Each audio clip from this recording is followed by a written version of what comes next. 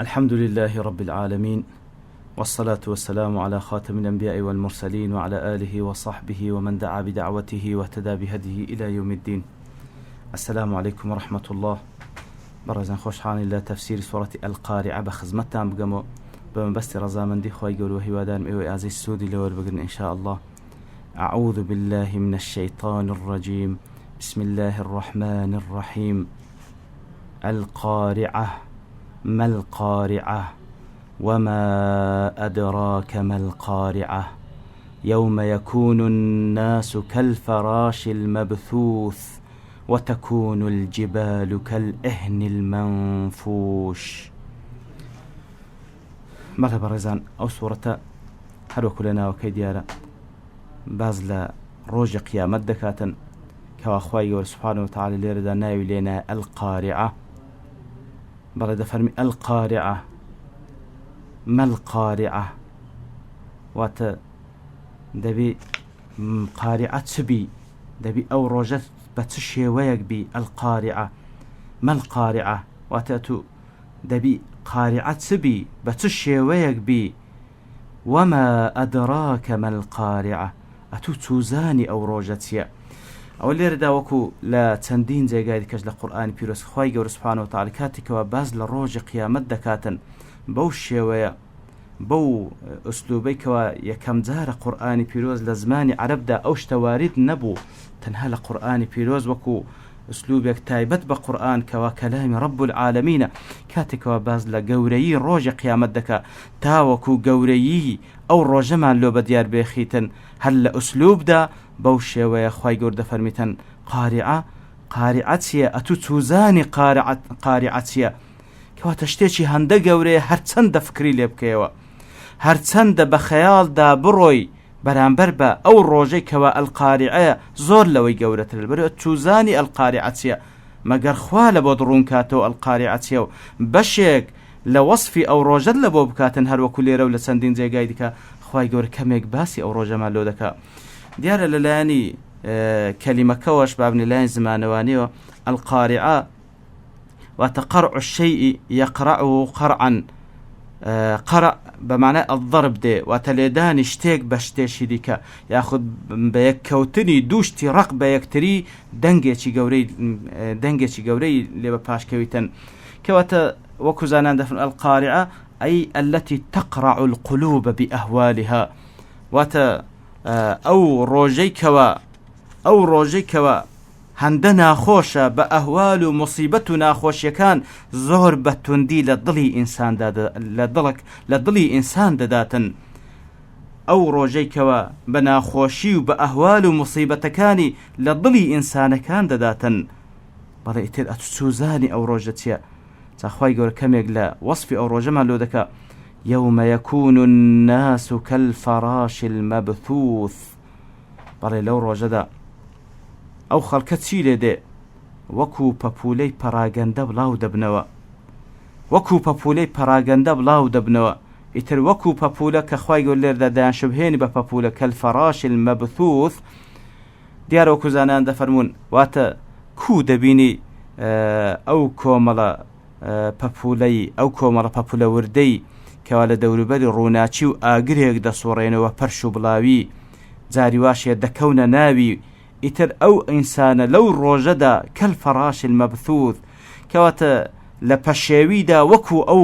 أو بابولي لهاتيا وهروها برو ساحي محشريج دروا وكو أو ورد بابولاني كوالا دوري آقريك كودا بنوا أو زا إيواشيان تدا لكسي بيباور هرب فعليش هتا ناو جهنم رانا وستيتن كالفراش المبثوث بوشي ويا برو أو جيغا يدرون كوا داعيك بانجيان دكا بفرماني خواهي قول برو ساحي محشر لپرتوبلايو پراغنديو لشيواويان وكو أو فراشيان لهاتي وكو أو بابوليان لهاتي كالفراش المبثوث أو زا لپاشا ودفرميتن وتكون الجبال كالإهن المنفوش وأهلها أو تياني كوا لسر زويدا زي جيرترين وقايمترين شتن لا مخلوقات سر زوي لو روجداتيان لدي كالعهن المنفوش وشي خوريتي شيكراويان لبي کەواتە خۆریەک بی لە پەڕە درابی و شی کرابتەوە چ وەزنێکی نەمابیتن ئیتر بە هەوادا بڕوە ئەو چیا قورس و ئەو چیا قایمانەی کەوە جێگیرترین شتن لەسەر ڕووی زەویدا لە ئەهوال و لە زەحمەتی و ناخۆشی و موسیبەتەکانی ئەو ڕۆژەدا ئەو چیاش بەو شێوەیە بالضبط ئەلئهن نەوەک هەموو خۆریەک بەڵکو ئەو خۆریەکەوە ڕەنجیش کرابی بە چەندین ڕەنگ والله عالمەش ئیشارت بۆ وەکو معلومە کە خوای گەورە لە جێگات کەسدا دەفەرمیتن چیاکان ئەوانیش چەندین ڕەنجیان تێدا کە تعبیر لەو مەعادینانە دەکەن کەوە تێیدا ئیتر ئەو چیایە وەکو خوریەکی ڕەنگا و ڕەنجی لێدێ ئەو خوریەش لە پەڕە درابی ئیتر شی کرابتەوە بەو شێوەیە هیچ وەزنی نەمابیتن و هەوا بیباتن دیار لە قورئانی پیرۆزەکە تەماشا بکەین دەربارەی چیا چه حاڵەتێکی بەسەردادێ چەند مەرحەلەیەکی لە بۆ باس کرا یەک لەو مەرحەلانە ئەو مەرحەلەیەکەوە لە سوورەتی ئەلقارعەدا خوای گەورە سوبحانەهو وتەعالە دەیشوبهێنێ بە خوریەکی شی کراوە لە مەرحەلەی دووەم وەکو زانایان بەو شێوەی تەرتیبیان کرد مەرحەلەی یەکەم ئەوەیەکەوە لێرەدا باس کرا مەرحەلەی دووەم وەکو خوای گەورە لە سوورەت الواقعدا فەرمیتن وبست الجبال بسا دیارە البس بمعنى التفتيت الذي تصير به صخور الجبال رمالا ناعمة كواتا بوشيا ويليدتن كوا أوتسيا رقاني كوا لبرد بيكاتيا تفتيت دبي وتور دبي حتى وكليمة لدي وكليمة نرمي لديتن بوشيا ويا لمرحلة سيم وكو خواي قرر سبحانه وتعالى سورة المزمل دا دفرمي يوم ترجف الأرض والجبال وكانت الجبال كثيبا مهيلا أو الكثيب وتأويج بمعناي رمل دي بمعناي ليم ديتن وهروها مهيليج بمعناي أو ليميك ودروا وتلجيجا چي برز دا شور دبيتو برو جيجا چي خوارتر كواتا قوامي نامينيو هەڵ دەوەشێتەوە ئیتر دادەبەزی و دادەڕمێ ئەو چیایە نامینێتن لە مەرحەلەی چارمدا وەکو خوای گەورە لە سوورەت المرسلاتدا دەفەرمی وإذا الجبال نسفت دیارە النسف بمعنى التذرية والتفريق دێ واتە ئەوجا پەرش و بڵاو دەبیتەوە ئەو چیایە لە دوای ئەوەی کەوە وەکو لیمێکی وردی لێهات ئەوجا پەرش و بڵاو دەبیتەوە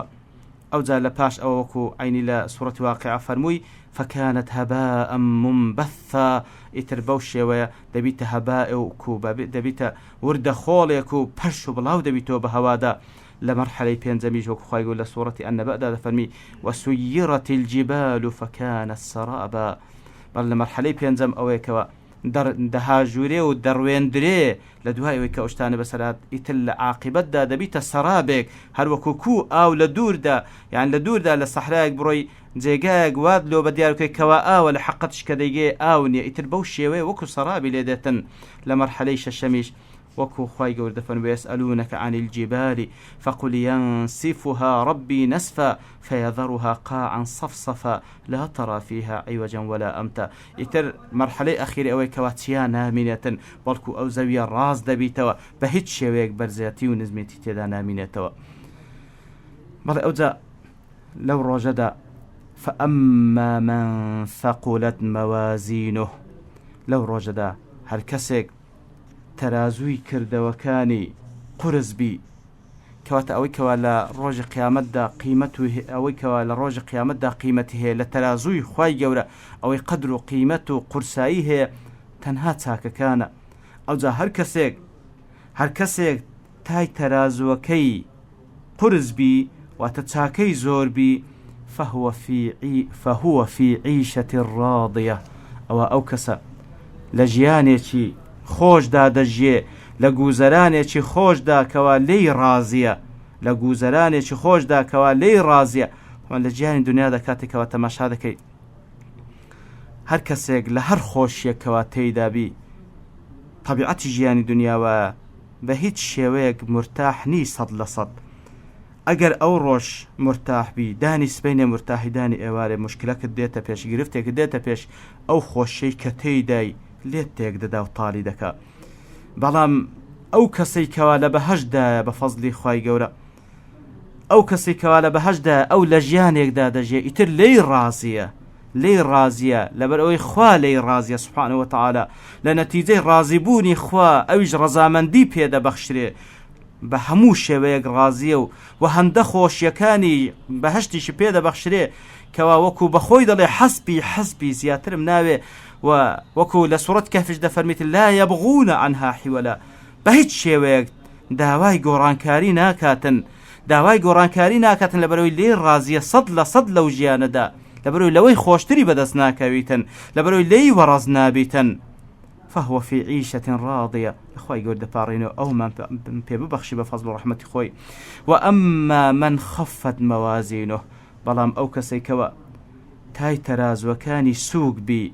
وتكر دوي تاكد شي كم بي ياخد هر نيبي وكو كسي كافر وياخد هيبي بلام تاي تراز وكي خفيف بي بلكو زياتر گوناه تاوان بيتن نوك تاك بيلويا گوناه تاوانش ديارة وكو اگر بوشيوي اما تصوري بكين اوي كوا لميزان خواي گورا وزني هي قرسائي هي تنها تاك كارية او ذا لعقيدة وبيرو باور لقسو گفتار وهروالا كردوكان اتر عقيدة توحيد وبيداويستكان التوحيد قرسترين شتا لسر لميزان خواي گور لي وكل حد سيبيان صلى الله عليه وسلم كمعلومة كبيان صلى الله عليه وسلم باس كسيك دكا كوانوتنو سجلي لو آمادك را هر سجلك او اندي تساو حكم دكا هموي خرابيوية تنها يك بطاقي تاكي هيك اويش لا اله الا الله او لا اله الا الله برانبر بو همو نوتنو سجلي لهموان قرسترا كواتا قرسترين شد لميزان عبد او كوا لسر عقيدة توحيد بجيه او زا بپيداويستكاني توحيد هلبستيتن او كوا خوي گور فرض كردل سريو بهمو شويك خوي لوشتان باريزي كوا بيرو باوري توحيدكي هلدوشيني تو والعياذ بالله اتر كردو تاكان قرسايان هيا او مباحاتاني كوا نتاكي ونخرابي او هيز وزن يانيا كردوي خرابيش بپيتسوانوا بسلبي لسري رادوستي بسلبي وكل بيركاري جماري موجب هي وجماري سالب هي كواتا دتوين بلين كردوي خراب جماري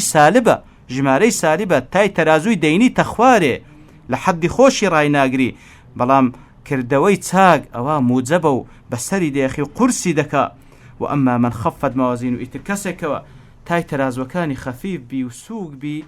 فأمه هاوية او كسا دايتشي او كسا دبيت هاوية دايتشي او كسا باش هاويتيا وما أدراك ما هي أتتوزاني هاويتيا نار حامية آقريتشي هالجيرساوة كواتا هاوية جهنم كوا خواهي قول نيرنا يدنا هاوية واتا أو جهنمي كوا آقريتشي هالجيرساوة كواكو معلومة كبيان صلى الله عليه وسلم باسي دكاتن كوا شيستنو زار لو آقري دنيا من بقوة ترى او آقري دنيا من هج انسانك لخلال چەند لحظاتك زياتر تحملي ناكا وديسوتيني تزاي آقري جهنم كوا لحديث صحيح دا وك بيان صلى الله دكاتن كوا شيستنو زار لآقري دنيا دا قرم ترى اتر او آقري دبيت امي دبيت دايچي لباوشي دقري لآميزي دقري لبرو آقر دروس كرا لبو كساني كوا تاي ترازويا خفيفة بتايبتي لكساني چي كافرو بيباور خوابنا من بداتن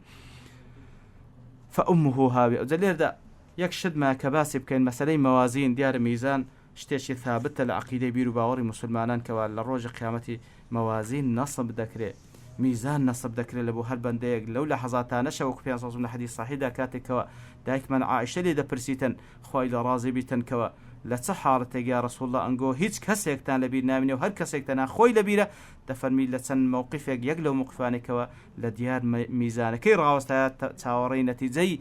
تشيشاني كردوكاني دكاتن خوابن امام بدا اتر او موازين وكل دا كبا جمع هاتيا تسن ميزانك وكوان دق لزانا دفن واتا هر كسيك ميزاني تايبتي خويه وهلبو هر كسيكي سن ميزانك واتا ميزانك تنها لبو چێش کردنی کردەوەکانی میزانش لە بۆ گفتارەکانی میزانێکیش لە بۆ خەیاڵات و ئەو عەقیدە و بیر و باوەڕەیکەوە ئەو هەست و نەستەر ناو دڵ و دەرونی بووە ئیتر بەو شێوەی باس کرا هەندێک دەفەرمن نەخێر موازین ئەگەرچی بە جەمع هاتێ بە ئەعتیباری ئەوەی هاتێکەوە بە ئەعتیباری ئەو خەڵکێکەوە لە میزان دەدرێن جەمع لە بۆ هەمووان بەکاتێگەنا بخۆی هەر یەک میزانە ئیتر بەو شێوەیە کەوا هەمووان پێ دەپیورێن ئیتر کردەوەکانە دەپیوێن یاخود بەخۆ بە کردەوەکانی دەپیوێن ئیتر ئەوەش ئەقوالی عولەما لی زۆرە مهم ئیمانمان بۆی هەبیکەوە میزان لە ڕۆژی قیامەت دادەنرێتن و هەر یەکیش لە ئێمە بەرامبەر بەو میزانە ڕادەگیرین کردەوەکانمان دەپیورێ هەر کەسێکیش تای کردەوە چاکانی قورسبی ئەوە وەکو خوای گەورە فەرمووی فی عیشەتین ڕاضیە کە ڕەجامان وایە لەو کەسانە بین و هەر کەسێکیش کردەوە تای تەرازووی کردەوەکانی خەفیف بی و سووک بی ئەوە قوربە سەری دەبی بۆی کەوا فەئومه هاویە خوا پەنامان بدە. سبحان ربك رب العزة عما يصفون وسلام على المرسلين والحمد لله رب العالمين.